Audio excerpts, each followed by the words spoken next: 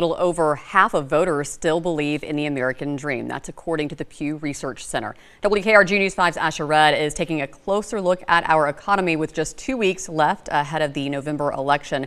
Some voters don't feel the American dream has ever been possible, Asher. Yeah, well, U.S. Census data suggests that Americans are seeing a slight bump in wages, but still barely inching ahead of inflation rates. But Americans are still having to pinch their pennies because that gap between the wages and inflation was much larger before the COVID-19 pandemic. Inflation rates hit their peak in June of 2022, reaching 9.1%. As of July this year, those rates fell to 2.9%. But with it came American wages, falling 1.8% in the same time frame. Congressman Barry Moore says that U.S. dependence on Chinese imports could be a talking point to lower the cost of living even further. Since 2017, American imports from China decreased from 21.5% to 14% in 2023.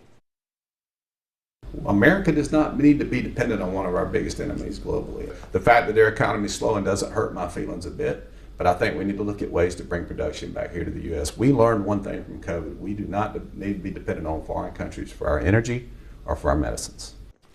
This year, China is expected to have its slowest growth any year since 1990, aside from the COVID-19 era.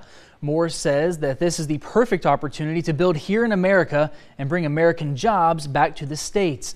Now, Moore is running against Democrat Tom Holmes of Mobile for the newly drawn Congressional District 1.